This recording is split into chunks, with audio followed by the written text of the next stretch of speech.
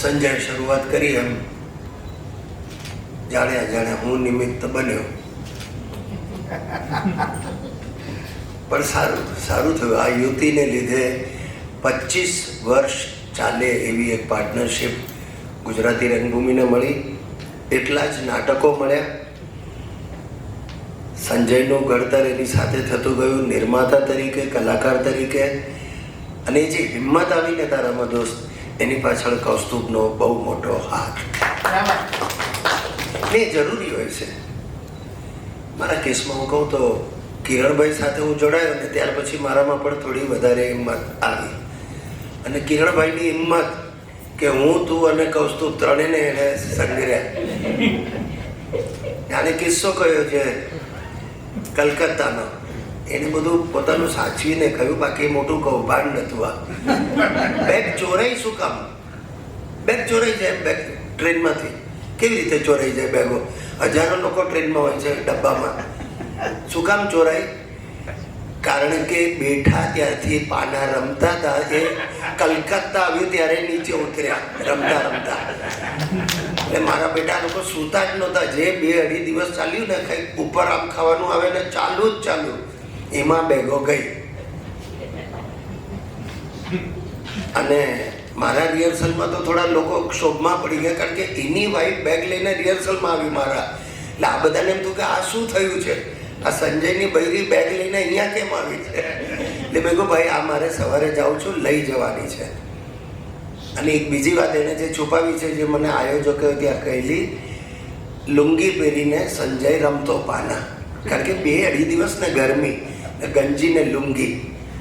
ત્યાં ઉતર્યો ત્યારે પેલા ઓર્ગેનાઇઝરે તો એને કહ્યું, ચાલ ભાઈ બાઈક ઉઠાને કા કિતના લેગા? 2-2.5 દિવસની કલકત્તાની જર્ની. અને હું પહોંચ્યો ત્યારે રાહ જોતા હતા મારી ત્યાં આપણું લક્ષ્મીનારાયણ મંદિર, રાઈટ. અને બેગ આપી બંનેને.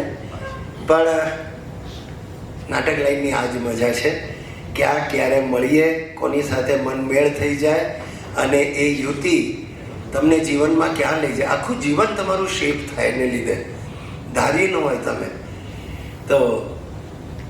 એવી મિત્રતા જે કહો તે પછી એ વ્યાવસાયિક હોય, વ્યાવસાયિક પછી પર્સનલ મિત્રતામાં પરિણમે. પર્સનલ વ્યાવસાયિકમાં પરિણમે એવું જરૂરી નથી હોતું, પણ વ્યાવસાયિક પર્સનલ બની શકે એ ઘણું જ મહત્વનું છે. આ જોડી પણ અહીંયા બેઠી છે. જોડી નહીં, હવે ત્રીજો જોડાયો, એટલે 3 જણા થયા. પણ yes, it is like that. How many years of togetherness, sharing things, going through ups and downs. તો કૌસ્તુભ સાથે બીજી એક વાત સરસ મજાની કે કિરણભાઈ સાથે કરતો, નાટકો ઘણા કર્યા, ભાઈ આ તે બીજા બધા સરસ ચાલવા લાગ્યા, નાટકો સારા જાય. કૌસ્તુભનો જીવ પાછો પેલો નિર્માતાનો, એટલે આમ ભાઈ હિસાબ જુએ જ ને તું. હવે મારા મનમાં નાખ્યા કરે, મને ન હોય તો પણ આમ નાખી દે જતા હોતા ગમે ત્યારે. ભાઈ તો જોઈ લેજે, ભાઈ આમ હિસાબ જોજે. મહેશ ચાટબાર મહિનો કેમ લે? કિરણભાઈ જુએ છે હાથે. એની વે આપણે વાત બધી હળવી કરવી છે, એટલે આવી વાતો પણ કરવી જોઈએ. તો પણ તો સાહેબ કેવી મજાની વાત છે કે હું અને કૌસ્તુભ પછી પાર્ટનરશિપમાં આવ્યા. વિનય પરબનું નામ પણ લેવું જ જોઈએ. કૌસ્તુભ અને સંજય જે રફતારથી એમણે નાટકો બનાવ્યા, રજૂ કર્યા, એમાં હું તો કહીશ કે વિનય પરબનો પણ મોટો ફાળો. દે વર ટુગેધર. અને પણ એમાં કંઈ ખોટું પણ નથી. બધાને એકમેકની જરૂર હતી અને બધું સરસ સચવાતું હતું. તો આ રીતે હું થોડો નિર્માતા પણ બન્યો, પણ આવો જ, એટલે સ્લીપિંગ પાર્ટનર જેવો. મારા કામ પૂરતું ક્રિએટિવ કરો ને, બાકી કંઈ બહુ પૂછવું નહીં.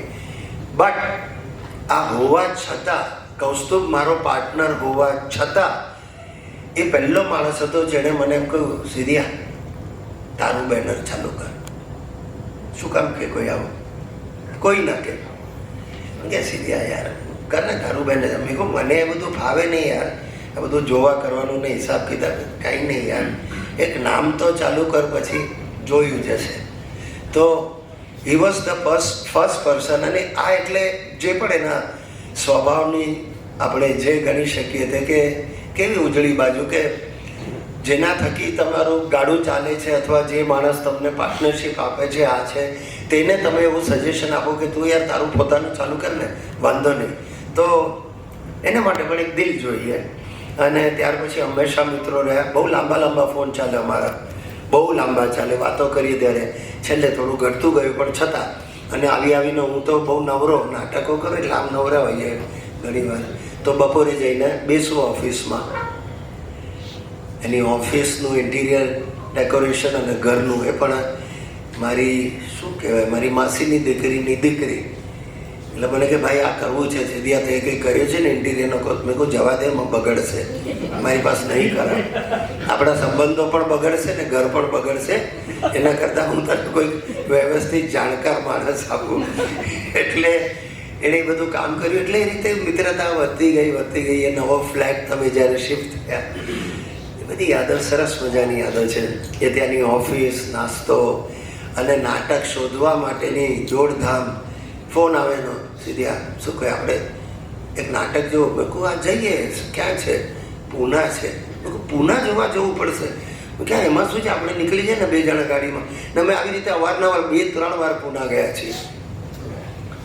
અને એકાદ નાટક ફળ્યું પણ છે, એટલે લેખે પણ લાગ્યું જવાનું ત્યાં સુધી. તો આવું છે. એટલે સતત નાટકો શોધતા રહેવું, કંઈક કરવું. અને મને હંમેશા કહ્યા કરે કે નહીં તું હજી કંઈક આગળ વધ, આ કર તે કર. પહેલી ફિલ્મ કરી ત્યારે પણ એનો મને ફોન આવેલો સૌથી પહેલો. મને કે સિદ્ધાર્થ વેરી ગુડ, આઈ એમ સો હેપી કે હવે તું થિયેટરમાંથી કંઈક ગુજરાતી ફિલ્મ તરફ વળ્યો. અને જરૂરથી, કારણ કે એની તો આખી જિંદગી ગુજરાતી ફિલ્મો સાથે જ શરૂ થઈ. અહીંયા થિયેટરમાં આવ્યો પહેલાં, એનું ડિસ્ટ્રીબ્યુશનનું, એની અમદાવાદની ઓફિસ, અને સવા બધા ઘણા દિવસો, પ્રસંગો, રાતો. અને રાતનો રાજા શો પતે નહીં ત્યાં સુધી કૌસ્તુભ ત્યાં જ હોય.